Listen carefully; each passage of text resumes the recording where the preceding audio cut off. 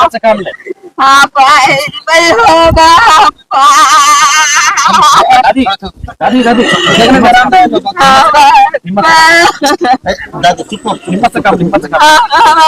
बिल्कुल घटना बहुत बड़ी है और साथ ही साथ हमारा सिस्टम कितना उदासीन है, हमारा सिस्टम कितना संवेदन विहीन हो चुका है, इस बात को जाहिर कर रहा है। दूसरे को क्या कहेंगे? हमारे मुख्यमंत्री जब संवेदनशील नहीं है तो दूसरे को क्या कहेंगे? राजप्पा आए थे, महज 4-5 किलोमीटर की दूरी में मैंने 3 लोगों को मार दिया गया था हाथी के द्वारा। उनकी संवेदना नहीं कि एक बार जाके मिले उनको। ठीक अच्छी बात है, हुआ राजप्पा आए थे अपनी सालगिरह मनाने के लिए, लेकिन वो सालगिरह हर साल मना सकते हैं, लेकिन जो अभी विपदा राज्य में है, जो संकट राज्य में हाथियों को लेकर हमें लगता है 20 से ज्यादा लोगों की जाने जा चुकी है, तो मुख्यमंत्री की संवेदना नहीं थी कि वो 5 कदम दूरी पे आकर लोगों से मिलते, उनके परिजनों से। अगर वो आते तो पूरा सिस्टम वहां पे आता।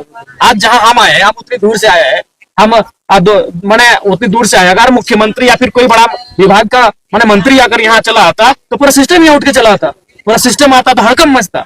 लेकिन जब हमारे मुख्यमंत्री को संवेदना नहीं था, हम किससे गुहार लगाए और किससे उम्मीद करें? लोग कहाँ फरियाद लेकर जाएंगे? ठीक है, हम एक विधायक है, लेकिन मैं जिस व्यवस्था का अंग, उस व्यवस्था में कोई सुप्रीम बैठा है और वो सुप्रीम मुख्यमंत्री होते हैं। अगर वो सुप्रीम व्यक्ति, अगर उनका याद है धनबाद में घटना घटी थी, डीएसपी को चोट लगी थी, उन्होंने उसके परिजनों से फोन पे बात किया। अच्छी बात है भाई, मैं सराहना करता हूँ इस प्रयास की कि चलिए चोट लगा, लेकिन मैं वही कह रहा हूँ कि अगर वो बड़ा और वीआईपी आदमी होगा तभी आप उसकी सुधि लेंगे, अगर गरीब आदमी होगा तो मरने के लिए छोड़ देंगे। और वही किया, वो राजरप्पा आए थे, सालगिरह मना के अपना सालगिरह के दिन वो मंदिर दर्शन करने के लिए आए थे, वहां महज कुछ ही दूरी पर लोगों की जाने चली गई थी, लेकिन मुख्यमंत्री का हिम्मत नहीं हुआ कि वो सामने जाए और परिजनों को फेस करे। ये तो मैं हमारे राज्य की स्थिति है, बहुत दुख की बात है, बहुत दुख।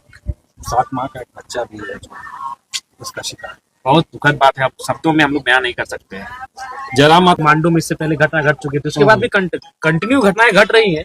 इसका मतलब हमारे सिस्टम में जो बैठे हुए लोग हैं, जिनकी जवाबदेही है, जिनकी जिम्मेदारी है, तो गरीब व्यक्ति की मौत से उन्हें फर्क नहीं पड़ रहा है। अगर यही कोई वीआईपी आदमी होता, कोई बड़ा टैक्स पेयर यहाँ पे रहता, तो हमें नहीं लगता है कि इस प्रकार से वो खुला छोड़ देते हाथियों को आने के लिए, और कोई मैंने इस प्रकार से लोगों को जान लेने के लिए खुला नहीं छोड़ते। यानी गरीब आदमी है जो टैक्स पेयर नहीं है, अगर उसकी जान जाती है तो जाने दो। अगर ये घटना नहीं होती, अचानक होती, तो हम कहते कि चलिए इसमें आदमी क्या कर सकता है, विभाग क्या कर सकता है, सरकार क्या कर सकती है, जिले के अधिकारी क्या कर सकते हैं। लेकिन गोमिया में ऑलरेडी एक ही परिवार में 3 लोगों को मारा जा चुका है, वही रेंज है, ये वही जोन है। मांडू में भी हमको लगता है 1 महीना, 1.5 महीना, 2 महीना पहले कई लोगों की जान जा चुकी है हाथी के कारण। तो फिर अगर आप सचेत नहीं है, आप अगर एक्टिव नहीं है, तो स्पष्ट कह रहा है कि ये लोग टैक्स पेयर नहीं है, ये लोग गरीब लोग हैं, इसलिए इनकी जान जाए परवाह नहीं पड़ता है। घटना हो जाती है तो प्रशासन के लोग हों या जनप्रतिनिधि हों, वो लोग संवेदना व्यक्त करने के लिए आते हैं, लेकिन जब इतनी सुदूरवर्ती क्षेत्र में जब लोग किस तरह से यहाँ पर रहते हैं, कोई सुविधा नहीं। बिल्कुल सुविधा हम जब इसीलिए हमने हमेशा इत्तला किया है, प्रशासन को हमेशा इत्तला किया है, तो उनका कहना होता है कि हमारे पास मैन पावर नहीं है, मैन पावर नहीं है। अरे भाई, तो अगर आपके पास मैन पावर नहीं है तो पड़ोसी राज्य है, पड़ोसी जिला है, उनसे मदद मांगिए। नहीं हो रहा है तो लोगों को सचेत करिए, तब तक जब तक आसपास में खतरा मंडरा रहा है, उनको सरकारी भवनों में लेके जाइए, वहां उनको भोजन पानी की व्यवस्था दीजिए। जीवन से बढ़ के कुछ नहीं होता है। ठीक है, वो 2 महीना काम नहीं करेंगे चलेगा, वो 2 महीना आखिर वो क्या करते हैं? ये लोग मान के चलिए वो दैनिक मजदूरी करते हैं, नहीं करेंगे 2 महीना, 4 महीना नहीं करेंगे, लेकिन आप इन्हें सुरक्षित सरकारी भवनों में ले जाइए, वहां इनको राशन पानी की व्यवस्था करिए, यही तो करना चाहिए। अभी कुछ ग्रामीण महिलाओं से मैं बात कर रहा था, उन्होंने कहा कि प्रशासन के लोग, जो वन विभाग के लोग हैं, उन लोग बोलते हैं सतर्क रहिए। क्या सतर्क रहेंगे भाई? घर तोड़ दिया जा रहा है।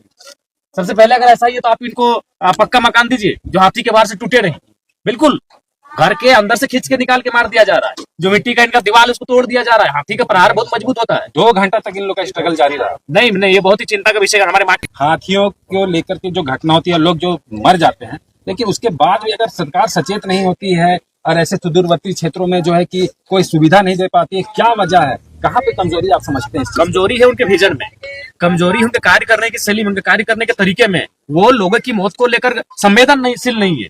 अगर उनकी संवेदना होती मरने वालों को लेकर, तो आज ये घटना घटी। मैं फिर कह रहा हूँ, अगर ये लोग एक्टिव नहीं रहे, अगर ये लोग सक्रिय नहीं रहे, तो 2-3 दिन बाद फिर इसी क्षेत्र में घटना घटेगी। फिर आप आएंगे, आप न्यूज के लिए आएंगे और हम आएंगे सांत्वना देने के लिए। हम लोग कह रहे, क्योंकि जब तक सरकार को और विभाग को नहीं लगना होगा, हम लोग तो निर्देशित करते हैं, विधायक होने के नाते हम लगातार निर्देशित करते हैं, लेकिन उसका अनुपालन वो कितना मजबूती से करते हैं, कितना सकारात्मक अनुपालन करते हैं, जब तक अनुपालन नहीं करेंगे नहीं। जिस उदास मन से ये लोग बोल रहे हैं कि मुआवजा हम लोगों के लिए कोई मायने नहीं रखता है, जान चला गया, क्या करेंगे? जान चला गया, हम लोगों को जो अब सुविधा मिले।